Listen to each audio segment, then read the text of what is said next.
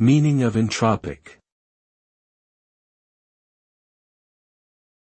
Entropic.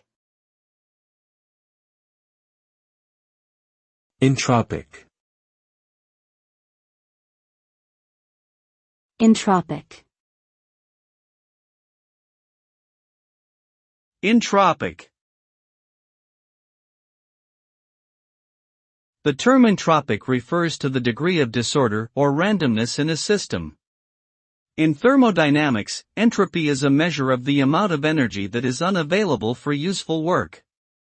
In information theory, entropy measures the uncertainty or unpredictability of information. In both cases, higher entropy corresponds to higher levels of disorder or randomness.